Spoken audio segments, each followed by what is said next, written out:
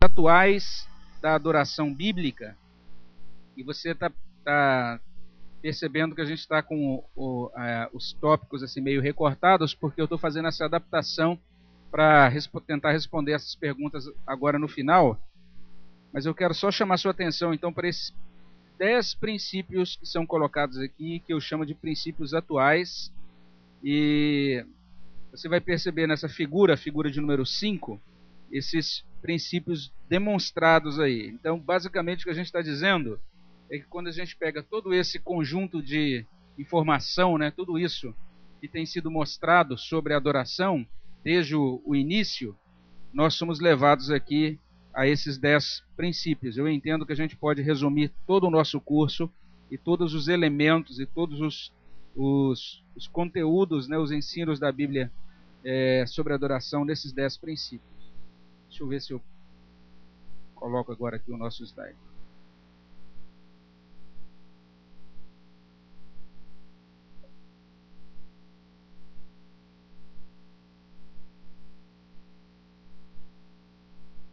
Vamos ver se a gente aciona o slide.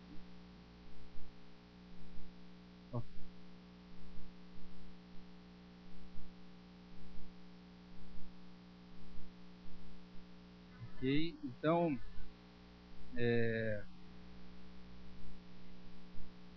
vou pular aqui a parte introdutória.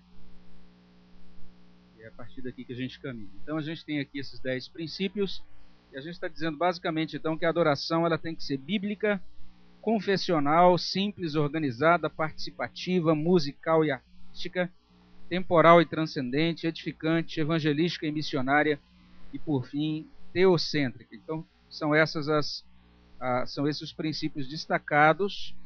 E primeiro, a questão da adoração bíblica. Basicamente é aquilo que a gente viu lá no capítulo que trata sobre o chamado PRC, princípio regulador, a quarta aula desse curso. O que a gente aprendeu naquela aula é que nós adotamos, a gente adiciona, a gente coloca na adoração, nos itens da nossa liturgia, do nosso culto, aqueles elementos que são prescritos pela Bíblia. Basicamente é isso. A gente não tem... eu espero que isso tenha ficado bastante claro ao longo do curso. Além disso, confessional. E aí já é uma palavrinha um pouco mais elaborada, né? Um pouco mais... Nem todas as igrejas... Se a gente perguntar para a maioria das igrejas que são chamadas de evangélicas, se os crentes dessas igrejas concordam que a adoração nessas igrejas tem que ser bíblica, a maioria vai dizer, eu também concordo, a adoração tem que ser bíblica mesmo.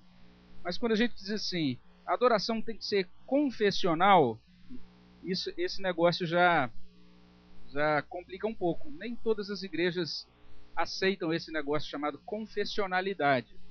A nossa igreja é uma igreja que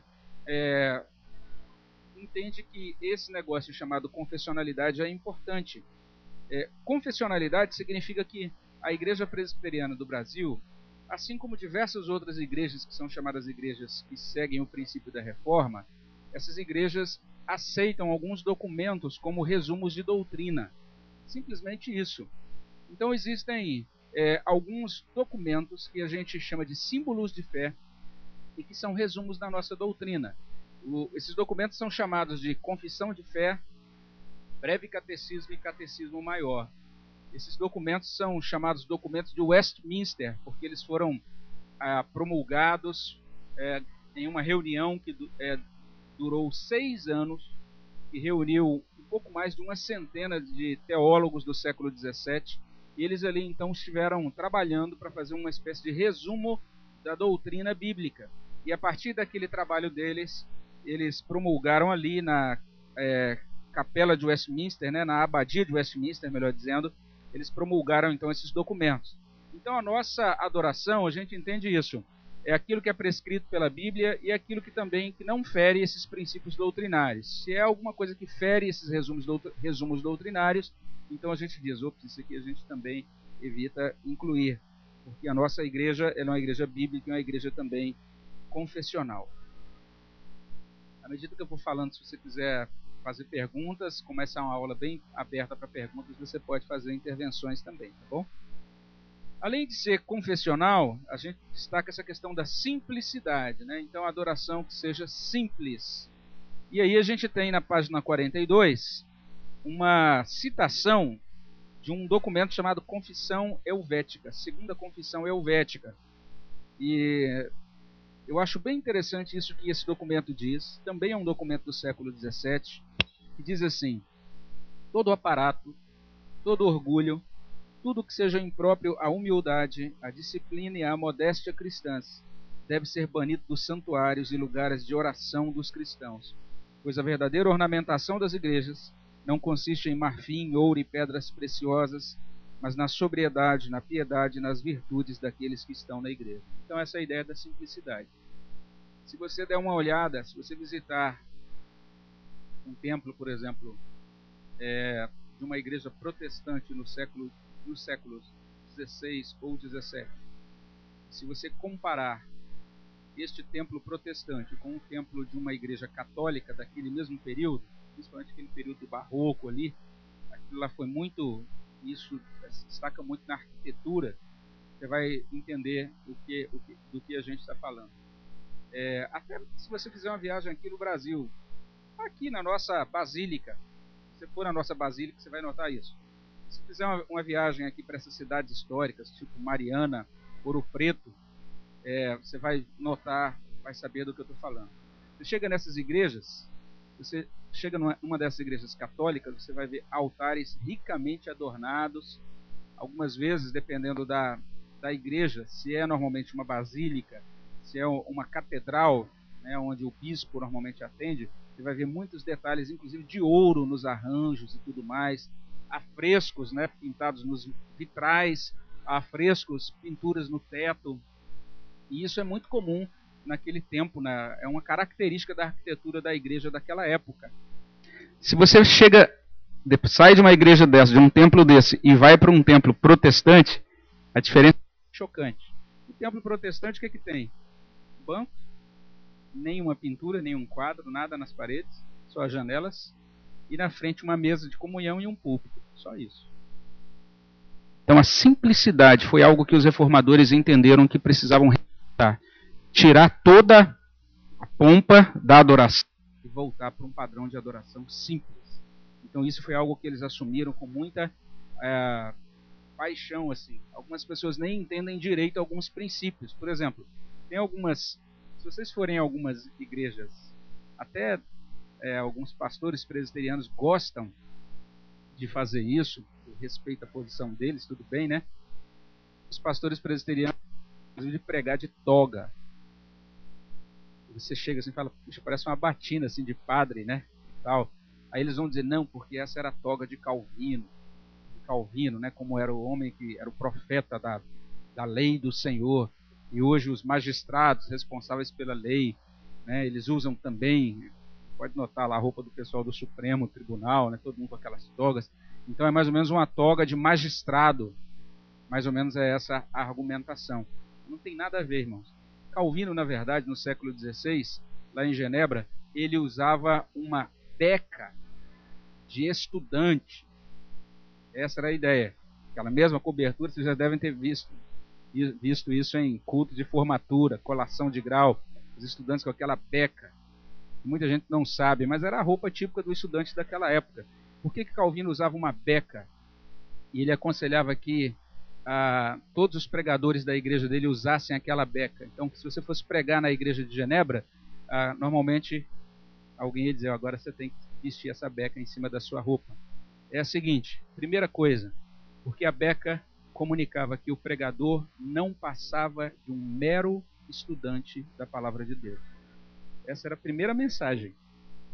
Então, provavelmente, se a gente tivesse que guardar a similaridade, o pregador teria que se vestir mais ou menos como um estudante universitário se veste hoje, alguma coisa assim. Essa era mais ou menos a ideia de Calvino naquela época. A outra razão pela qual os pregadores de Genebra usavam aquela beca era a seguinte: Calvino dizia o seguinte, que se o pregador for muito pobre e vier com roupas furadas, ele não vai se sentir constrangido pela pobreza dele. Então ele vai ter a beca e vai cobrir a pobreza.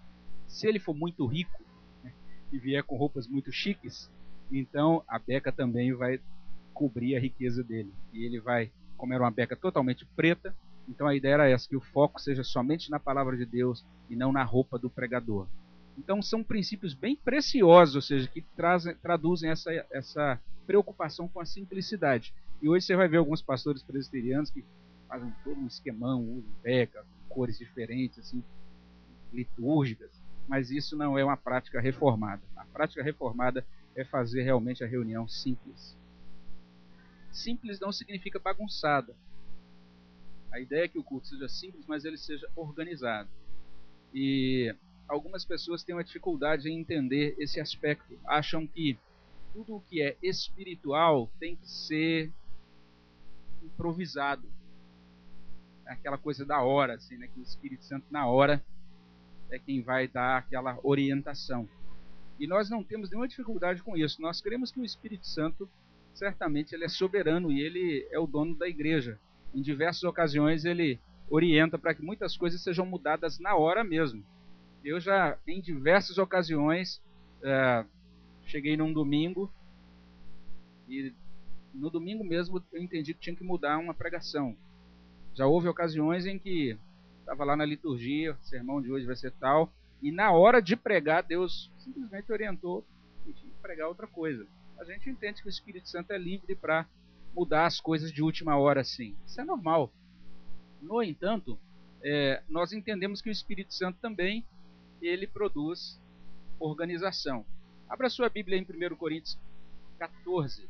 Você vai perceber que em 1 Coríntios 14, Paulo está falando da obra do Espírito Santo na igreja. Aliás, em 1 Coríntios 12 em diante, os capítulos 12, 13 e 14, todos eles falam sobre a obra do Espírito Santo na igreja. E de modo muito especial no culto. Você vai verificar, por exemplo, aí no verso 27. Alguém pode ler o verso 27 para a gente, por favor? Olha o que diz. 1 Coríntios 14, 27.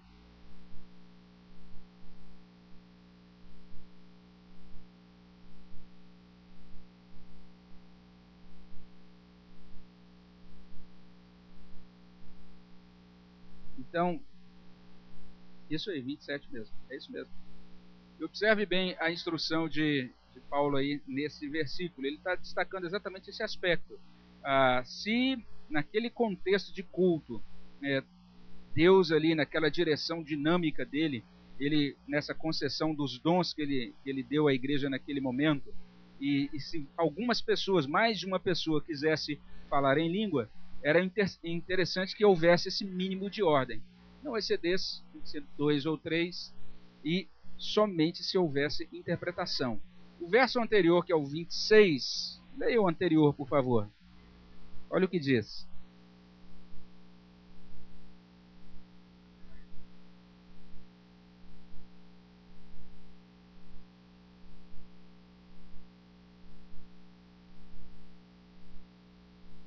Perceba esta ênfase na necessidade de edificação. E aí no mesmo capítulo, verso 40 agora.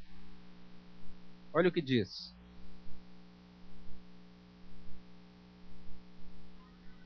Então é Paulo, no poder do Espírito Santo, como apóstolo de Cristo, falando sobre a obra do Espírito Santo na vida da igreja, e ele está dizendo, tudo tem que ser feito com decência e ordem, vocês têm que organizar-se no que diz respeito à participação de cada um no momento do culto, tudo isso chamando a atenção para esse fato. O Espírito Santo, ele produz ordem.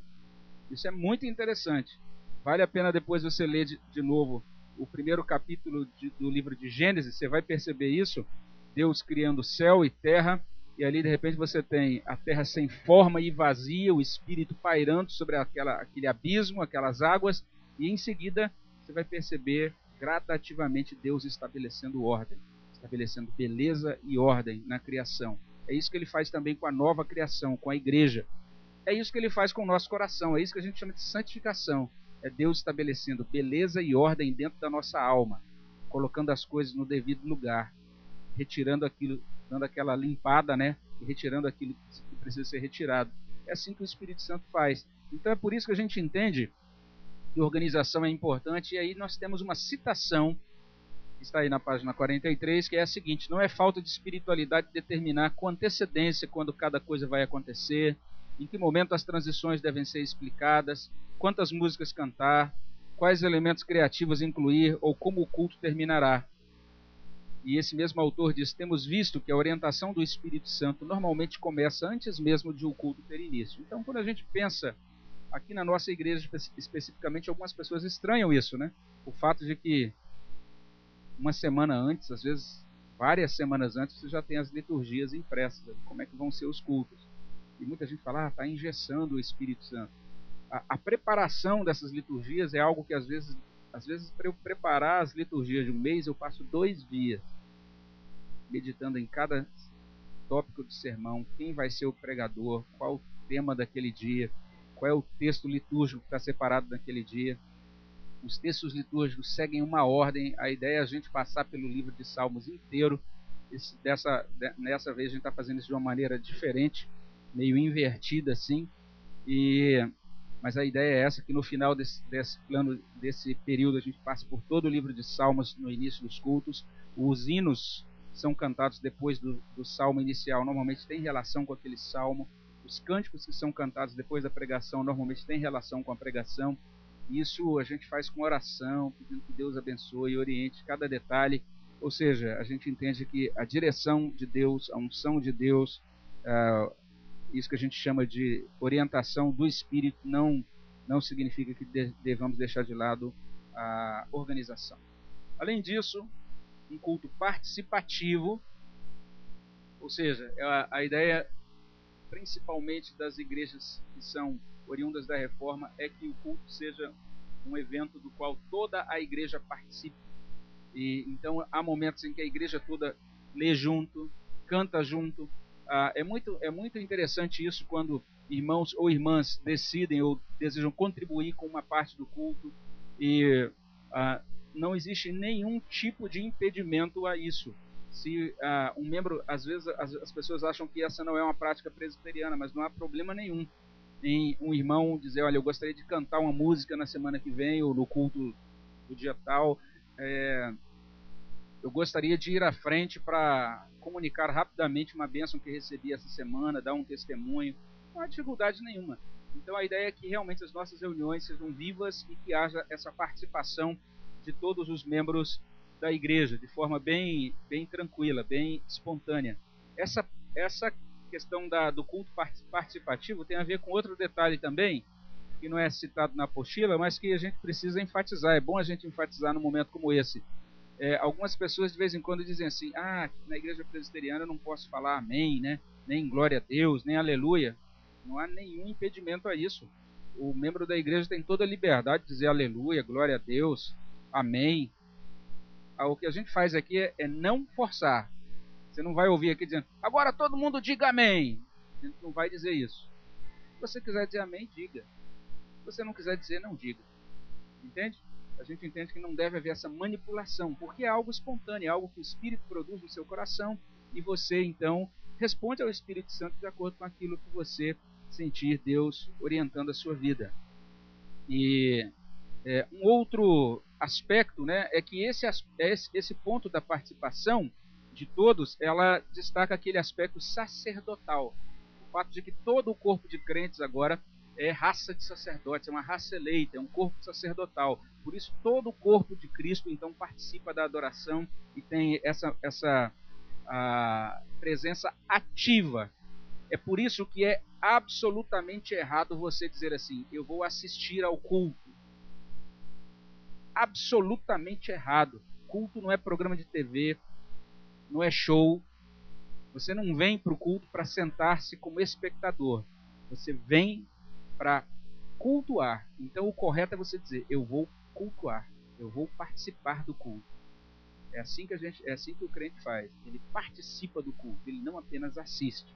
Se você vem só como espectador, você vai sair só criticando: o músico hoje, não sei o quê, o microfone hoje, engarranchou 3 vezes. Aí você sai do culto sem ter adorado de fato. O outro aspecto diz respeito à musicalidade e arte.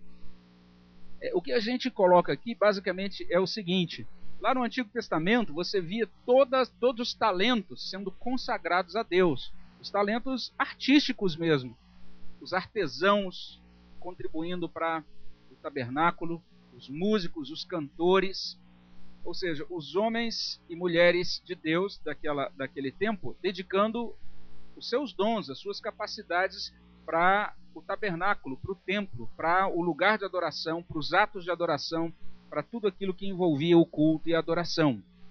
No Novo Testamento, a gente tem agora uma igreja, como a gente viu na última aula, que presta um culto mais simples, porque aquela igreja não tinha nem sequer um templo mais para reunir-se.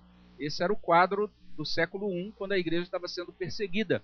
Só a partir do século III para o século IV é que a igreja teve agora uma possibilidade, ela foi reconhecida pela sociedade vigente, pelo Império Romano, e pôde então adquirir terrenos e construir templos, etc. Mas até lá a igreja não tinha condições disso. Então, por causa disso, não houve mais aquela profusão, né, de artistas, de corais, de coristas, etc.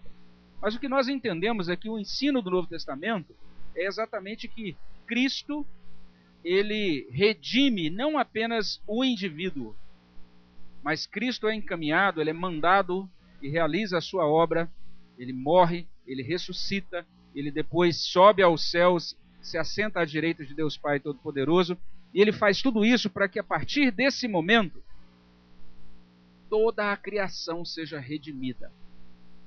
Então agora existe uma promessa de redenção de toda a criação, de tudo o que foi criado. Isso significa também que Cristo, ele redime todas as esferas da vida, inclusive a arte. É exatamente por isso que os cristãos, principalmente os cristãos desta orientação reformada, eles não têm problema em usar a arte dentro do contexto da adoração, em todos aqueles pontos em que isto é prescrito, observando-se aquele princípio regulador do culto. Nós não temos dificuldade nenhuma com isso. Isso é extremamente importante de destacar, porque muita gente às vezes tem dificuldade com esses detalhes. E é por isso que a nossa igreja, por exemplo, ela abre todo esse espaço para o canto coral, para a música no culto. Nós entendemos que não há dificuldade com isso. É por isso que a gente não vê dificuldade, por exemplo, no momento de uma pregação em usar um recurso audiovisual. Nós achamos que o uso desses recursos realmente é algo que a graça de Deus nos concede para que nós possamos consagrar a Ele todos os nossos dons, todos os nossos talentos musicais e também artísticos. Então o importante é que a gente faça isso, sempre subordinado às Sagradas Escrituras e aquele princípio regulador de culto. O outro aspecto é que nós entendemos que o culto ele vai ter esses dois lados.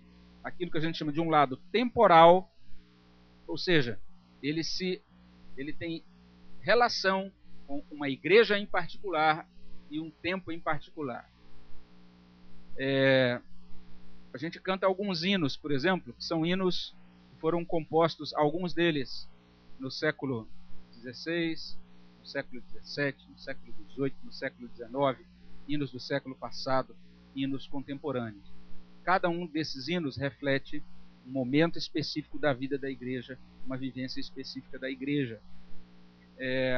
Se você for membro aqui da nossa Igreja Presbiteriana Central, você vai ter um determinado perfil de culto que é oferecido aqui por esta igreja. Essa é uma igreja que já tem quase 80 anos de organização, é uma igreja que já tem uma consolidação, vamos dizer assim, então dessas quase 8 décadas de uma certa tradição litúrgica. Ela tem então um determinado perfil de membresia com determinados gostos litúrgicos. Se nós tentarmos implementar aqui algumas músicas fora daquilo que a igreja está acostumado a ouvir e a cantar, os membros talvez não gostem. E você pode tentar forçar isso, mas isso não vai ser bem aceito aqui, diz respeito ao perfil da igreja. Se nós estivéssemos cultuando a Deus e fôssemos membros de uma igreja em Moçambique ou em Uganda, nós estaremos cultuando ao mesmo Deus, mas os nossos padrões, por exemplo, musicais, a nossa musicalidade, o modo como nós lidamos com o ritmo, tudo isso seria diferente. Nós vamos receber, por exemplo, agora, no dia 14, um missionário que tem servido na África. Ele vai estar aqui conosco durante um final de semana e nós vamos verificar. É bem possível que ou no culto da manhã ou no culto da noite ele toque um pouquinho nessa questão da musicalidade. E alguns irmãos já conhecem esse missionário. Ele já esteve aqui em outra ocasião. Eu ainda não conheço pessoalmente, mas eu sei que principalmente a esposa dele gosta de cantar algumas músicas típicas de lá, e aí tem uns aspectos de gestos e de danças e tal. A gente acha estranho isso. A gente precisa tentar implementar isso, né? Chamar a dona Luísa aqui, por exemplo, para fazer uma coreografia, ela não vai conseguir fazer isso. É algo totalmente fora dos padrões dela. Mas para alguém que cultua lá num contexto diferente, aquilo lá é normal. Então esse é o aspecto temporal. Cada culto tem a sua configuração baseada na igreja local, na temporalidade, na localidade, na cultura local. Se você for participar de um culto em uma igreja presbiteriana que não seja a central, talvez a nossa congregação ou outra igreja, você vai perceber talvez algumas diferenças de nuance. No geral, os mesmos princípios, mas algumas diferenças de nuances por causa do perfil da igreja. Então, isso diz respeito à temporalidade. Por outro lado, o culto ele é transcendente, ou seja, a ideia da adoração é que quando nós adoramos, nós somos elevados. E nós nos juntamos a esse grande coro de crentes de todos os tempos, de todas as denominações, que estão adorando a Deus, estão diante da presença dEle, reconhecendo que Ele é o Deus digno de toda a honra e de toda a glória. Então é nesse sentido que a nossa apostila diz isso, que no encontro dos crentes, Deus age, e nesse momento, então, o eterno toca ao finito com graça e poder. É o momento, então, em que nós nos juntamos àquele grande coro e estamos nos preparando também para aquele grande dia, quando nós louvaremos a Deus eternamente. Outro aspecto, ou princípio do culto, é que ele deve ser edificante. A gente já leu algo sobre isso em 1 Coríntios capítulo 14, e a ideia é essa. Edificante significa que ele tem que ser um culto que constrói, que estabelece crescimento mútuo. É por isso que na nossa igreja, e a gente entende que crescimento mútuo, ele exige então aproximação, exige unidade. Deixa eu tentar explicar isso de outra maneira. Nós cultuamos como uma família, ou seja, nós entendemos que em uma família, aqueles que são mais velhos, eles têm algo a aprender dos mais jovens. Aqueles que são mais jovens têm algo a aprender dos mais velhos. Então isso é o que acontece numa família saudável. Então, os pais não apenas estão ensinando seus filhos, mas eles também têm algo a aprender com seus filhos. E é nesse sentido, quem vive em família sabe bem do que eu estou falando aqui. Né? De vez em quando, minhas filhas na adolescência vinham com uma música, pai, que música legal. E eu ouvia, achava horrível. Eu achava horrível. Eu dizia, legal mesmo. E aí eu respeitava o gosto deles, ainda que achando que puxa, eu não ouviria uma música dessa mais de meia hora. Mas respeitando o que era, entendendo que fazia parte da fase que eles estavam vivendo pela idade. O que eu quero dizer com isso? É que algumas igrejas hoje dividem os cultos.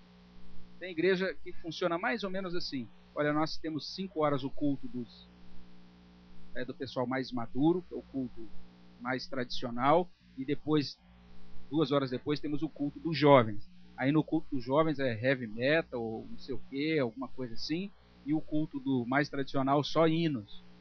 Nós entendemos que esta não é uma boa prática. O ideal é que no mesmo culto a gente tenha hinos, porque com isso a geração mais nova vai aprendendo com toda a riqueza doutrinária e com aquilo que foi usado para adoração pela geração dos seus pais, dos seus avós, daqueles que os precederam. Ao mesmo tempo, a gente tem música contemporânea. Por quê? Porque com isso, a gente tem a oportunidade, nós que somos da geração agora mais madura, de também estar abrindo esse espaço para a nova geração e estar aprendendo a cultuar com a nova geração. Por que isso tem que ser assim? Porque no céu vai estar todo mundo cultuando junto. Não vai ter sala da mocidade no céu, sala dos adolescentes, não, vai estar todo mundo em um só coro de adoração. É por isso que a adoração tem que ser conjunta e tem que produzir, a gente tem que terminar um culto de tal maneira que o jovem saia desse culto dizendo, eu fui edificado. O velho saia desse culto dizendo, eu fui edificado. Independentemente da faixa etária, do grupo social, todas as pessoas têm que ter essa oportunidade de serem edificadas em um momento ou outro do culto. Outro aspecto, penúltimo princípio, é que o culto ele tem que favorecer a comunicação do evangelho. Por isso que a gente diz que a liturgia, que o culto, a adoração tem que ser evangelística, tem que ser missionária. Ou seja, a ideia é que esse ambiente seja propício, seja ótimo no sentido de edificação dos crentes, mas ele também tem que ser compreensível para os não crentes. E isso nos leva a prestar atenção em alguns detalhes, em algumas coisas que a gente tem que evitar na adoração. Eu preciso entender que o momento que a igreja está reunida, tem pessoas ali que talvez nunca tenham comparecido a uma igreja evangélica. É por isso que chegou o momento de fazer uma leitura bíblica. Eu devo, como cristão, olhar do meu lado, será que tem um visitante, alguém que não tem a Bíblia? E ofereço a Bíblia para ele. Eu devo também oferecer as letras das músicas que são cantadas aqui.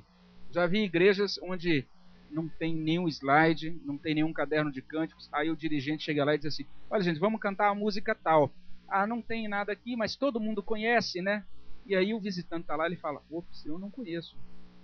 Então eu não sou todo mundo. Então eu sou excluído desse grupo aqui. O visitante já se sente excluído já nesse encaminhamento que a gente dá. E é importante a gente ter atenção. Às vezes a gente canta uns corinhos que tem uma linguagem, um evangeliquez, né? É uma linguagem que a gente conhece. Eu me lembro de um corinho bem legal, assim, um ritmo, né? A música. E ele dizia mais ou menos assim, ele vem, saltando pelos montes, seus cabelos, brancos como a neve, e nos seus olhos, há fogo. E aí, a gente que é evangélico tem uma noção do que é isso, porque a gente lê lá Apocalipse, capítulo 1, a visão do Senhor, né, com os cabelos brancos e tal. Mas o visitante, ele chega, ele imagina que você é um indivíduo que nunca foi em uma igreja evangélica. Aí você vai cantar um cântico desse, você fica tentando entender o que esse povo está, o que significa tudo isso.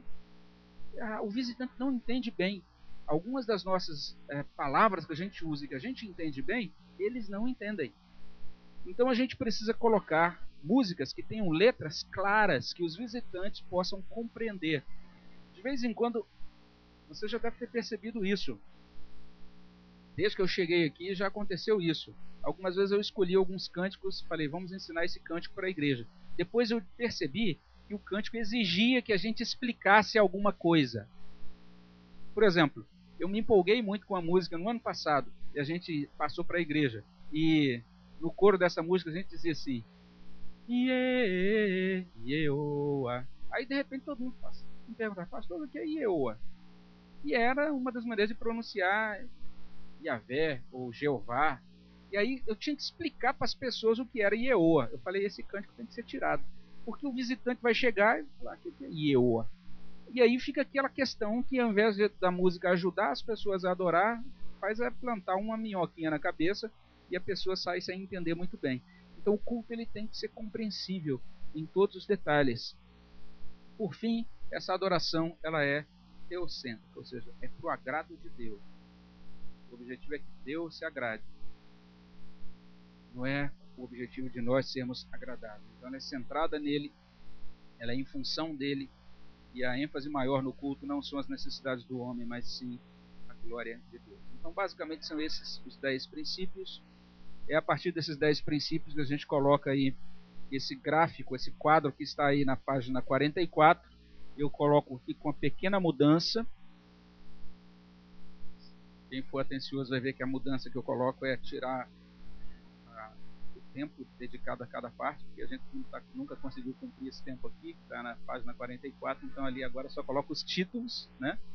Então basicamente você vai perceber que a adoração que a gente utiliza aqui, ela é baseada, ela segue esses mesmos princípios que nós estudamos ao longo do nosso curso, né? Uma parte dedicada ao que a gente chama de liturgia da palavra, outra parte de liturgia do cenáculo, com essas 4 divisões principais, uma introdução, um momento de ministração da palavra, os sacramentos e a conclusão.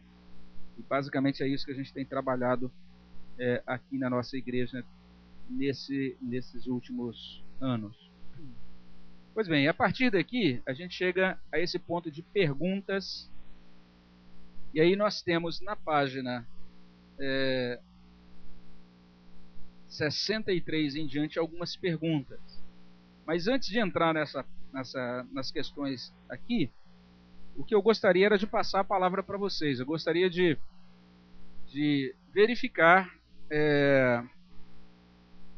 se você tem alguma pergunta sobre adoração, assim, de modo geral, ou sobre os princípios específicos da nossa igreja, ou se você gostaria que eu atentasse para uma dessas 10 perguntas que constam aqui na página 63. Eu vou pedir desculpas também, porque quando li esse apêndice 4 aqui, eu encontrei muitos erros de digitação. A idade avançada é um negócio sério. Eu vi muita coisa digitada errada, a gente vai corrigir aqui na próxima edição, se Deus nos permitir. Então eu queria passar a palavra para vocês. Então é um momento para você fazer perguntas que julgar pertinentes. Sim, Rogério. Rogério, tem como trazer um microfone aqui para quem fizer perguntas, só para sair na gravação.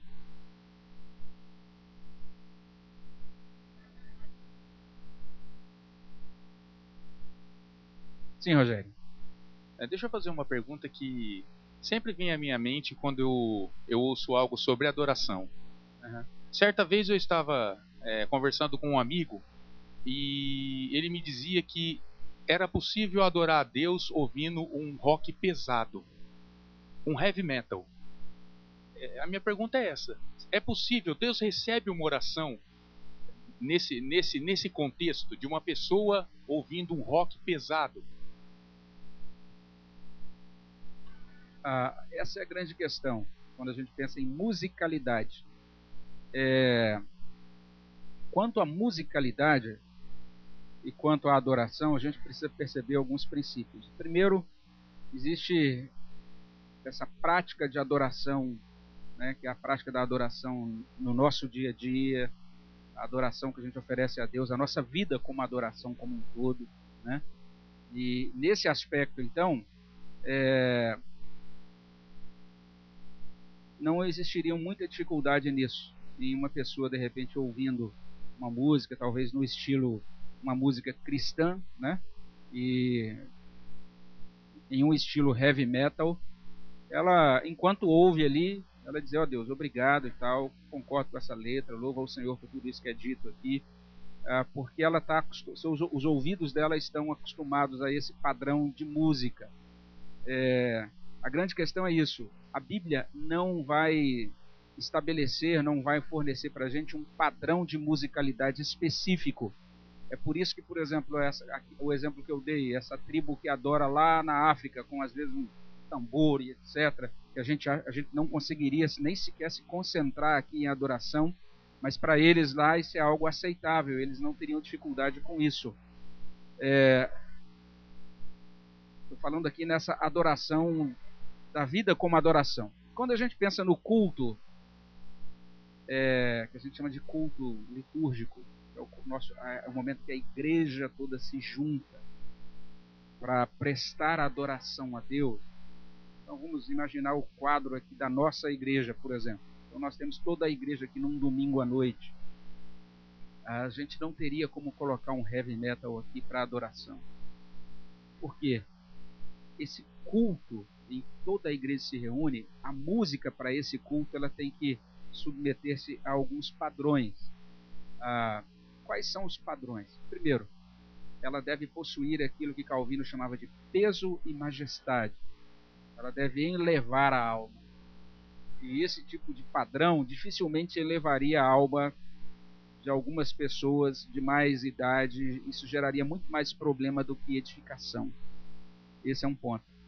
Essa música tem que ser algo que comunique e que convoque, que convide para adorar pessoas de todas as faixas etárias. Esse é um segundo princípio. Então, nesse caso, eu creio que mesmo que a pessoa diga assim: eu individualmente sou edificado com esse tipo de música, mas ainda assim ela não cabe para adoração pública, porque ela vai transgredir esse princípio de ela precisa ser aceitável de modo geral para todo o grupo. Existem alguns hinos que, ainda que eu gostaria muito de ensinar aqui, eu percebo esse não é um hino congregacional que se encaixaria na nossa igreja. É uma música bem solene até, mas ele não se encaixaria bem. E existem outros que não se encaixam bem porque o estilo musical não encaixa, ele não cabe. No nosso caderno de cânticos, você vai perceber que tem alguns cânticos que diante tem o título, e diante do título está assim, letra C. Significa isso aí é próprio para o uso congregacional.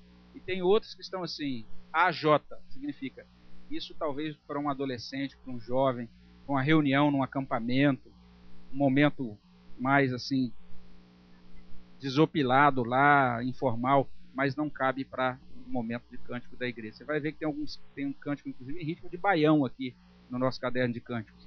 Só que a gente vai usar aquilo num momento informal, não num momento de culto, de adoração comunitária, né? Mais perguntas?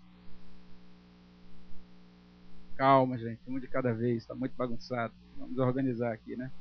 Sim, Roberto. Sim. Uhum. Uma outra visão assim em relação à adoração, né? E a minha pergunta é a seguinte: se daqui a alguns anos nós tivermos um outro pastor e ele falar assim, gente, para com isso, vamos fazer dessa forma aqui, é assim que é mais gostoso, assim que é mais legal, não pensaria em criar uma meia paranoia na nossa cabeça, não? Pode ser. Possível mesmo. É o problema de ser membro de igreja, né? Porque cada pastor que chega vai dar um encaminhamento bem pessoal. No entanto, é o seguinte: esses princípios que a gente está colocando aqui, na verdade, eles são princípios assim consistentes com o nosso padrão, com o padrão da igreja de modo geral, né? Com o padrão litúrgico da IPB. Os pastores da IPB que estão alinhados a esse padrão não vão ter dificuldade em abraçar esses princípios. Mas deixa eu dizer uma coisa a mais para vocês. Vocês precisam ajudar os pastores. E eu tenho sido muito ajudado ao longo da minha vida por meio dos crentes cri-cri. Eu louvo muito a Deus pelos crentes que têm, ao longo da minha caminhada, têm chamado a minha atenção.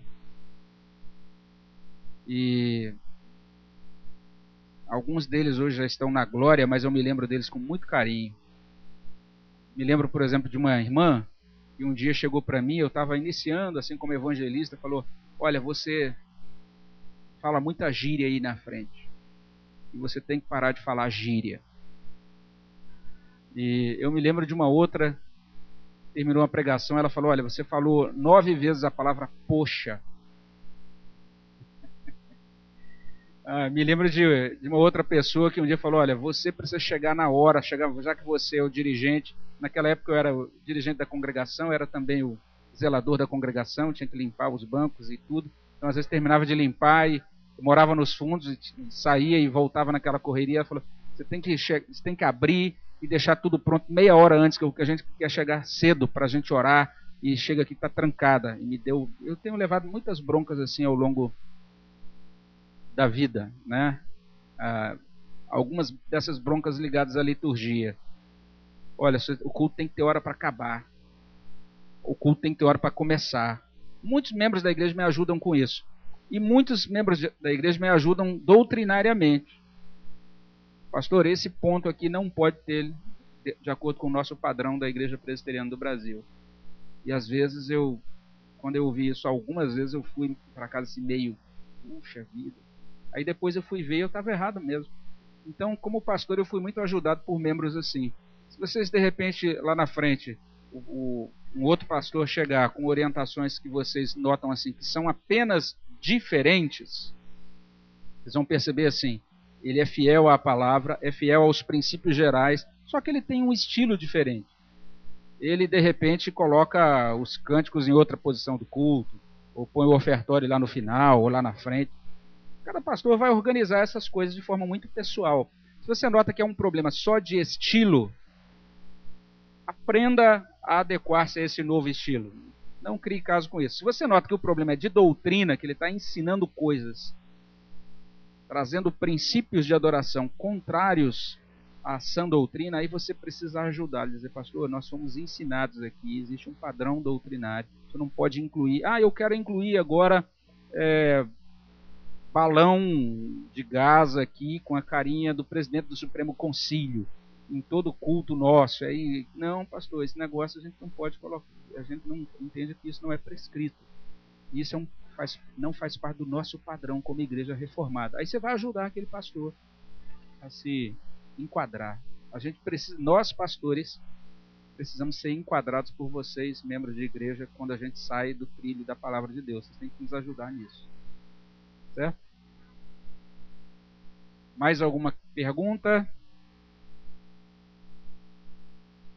Ok. Quero só perguntar se dentre essas questões que estão aí, se tem alguma delas que você gostaria que eu destacasse, ou se você já leu todas elas e está tudo bem com essas questões todas. Beleza, então essa turma está tranquila. Pensei que iam fazer várias questões assim bem difíceis. Sim, Zé.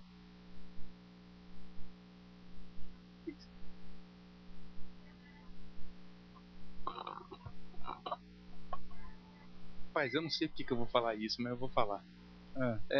Porque pode ser algo que acontece com muitas pessoas também. Sim. Muitas vezes um irmão está nos levando em oração, uma oração de adoração a Deus. Certo. Então o irmão vai fazer uma oração, né, de adoração a Deus. E daí, rapaz, em determinado momento, não sei o que acontece, mas eu paro de prestar atenção nessa oração que está sendo feita e começo a fazer uma oração minha. E começo a pensar em outras coisas, e começo a orar, eu esqueço. E aí quando eu termino a minha oração, de repente não terminou ainda a oração do irmão, e as pessoas estão ali, amém, amém. E aí eu concordo, mesmo sem saber o que tinha sido dito. Enfim, isso seria uma falta de respeito? O que seria isso, teologicamente falando? Eu acho que é mais uma necessidade da gente entender que a oração, que esse exercício de adoração é um exercício comunitário, né? E nesse sentido, então, Paulo ele vai falar sobre isso em 1 Coríntios 14, que é importante que eu compreenda a oração do outro para eu dizer amém. E aí cada pessoa tem a sua própria dinâmica, né? Às vezes tem alguém cuja mente funcione de maneira diferente, mas a minha mente, por exemplo, eu sou bastante limitado nisso. Eu só consigo prestar atenção se eu ficar realmente atento ao que o outro indivíduo está pedindo na oração. Eu sou assim. De vez em quando eu tenho pregado em outras igrejas e eu não tenho nenhuma dificuldade assim com os irmãos que creem, têm uma prática diferente, mas de vez em quando então eu estou em outra igreja pregando, de outra denominação, e alguém pede para eu orar. Eu começo a orar. Quando eu começo a orar, e todo mundo começa a orar alto ao mesmo tempo, e eu me perco na minha oração, eu fico totalmente confuso. Porque eu tenho essa necessidade se eu estou orando, eu preciso me concentrar no que eu estou falando com Deus, e se eu estou acompanhando alguém orar, eu preciso ficar atento àquilo que o outro está dizendo. Então a gente começar a exercitar isso, né? Entender que é um momento comunitário, e o momento em que o outro irmão ou irmã está orando, eu preciso entender o que ele está dizendo para acompanhar. Mas tem um outro detalhe também.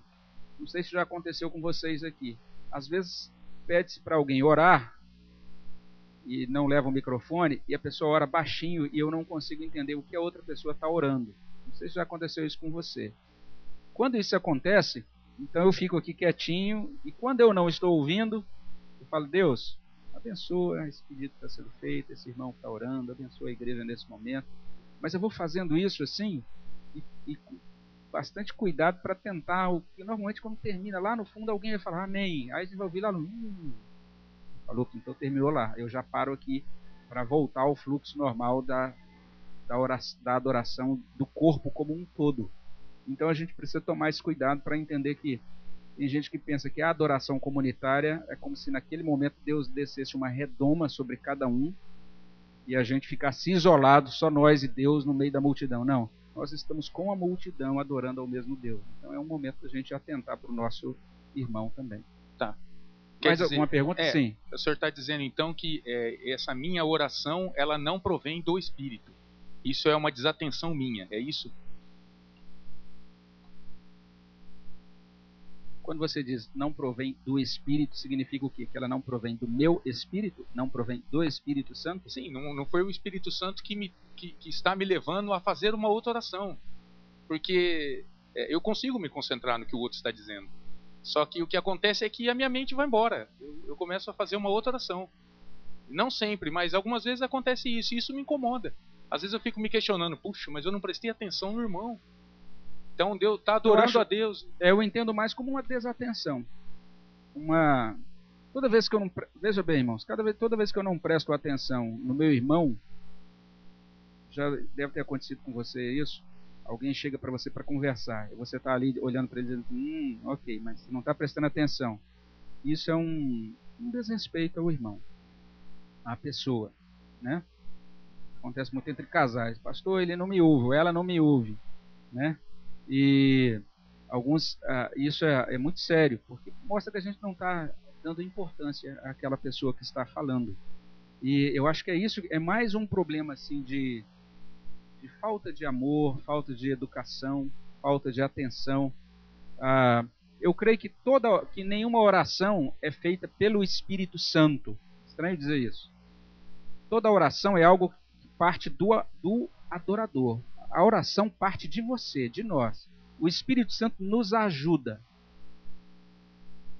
É isso que o texto lá de Romanos 8 diz.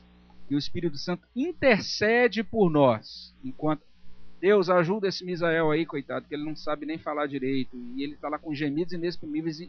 Mas na verdade é o Misael que ora. Quando você ora, é você que ora. E a sua mente tem que estar presente nesse processo. Por isso que quando a gente nota que a gente começa a vaguear muito, isso é normal. Então a gente precisa trazer a nossa mente de volta para que ela esteja cativa ali a Cristo, para que a gente possa orar adequadamente. Eu preciso terminar, o João me deu mais 5 minutos, ele fez assim dizendo, tem mais 5 minutos. Só quero finalizar, antes de finalizar, quero ver se alguém tem mais alguma pergunta. Alcidemar? Alguma pergunta, Alcidemar? Não? Ok. Mais alguma pergunta, irmãos? Presbítero João, você gostaria da palavra para finalizar? Então eu vou passar a palavra para o presbítero João. E a gente finaliza então o nosso curso. Agradeço muito a você pela paciência aí nessas semanas todas, né? Deus abençoe muito a sua vida. E convido você já a estar matriculando-se, buscando informação sobre o novo curso que vai ser iniciado, os novos cursos agora do próximo semestre, especialmente o curso de Ética Cristã, também um curso novo que vai ser oferecido pela primeira vez aqui no CTP.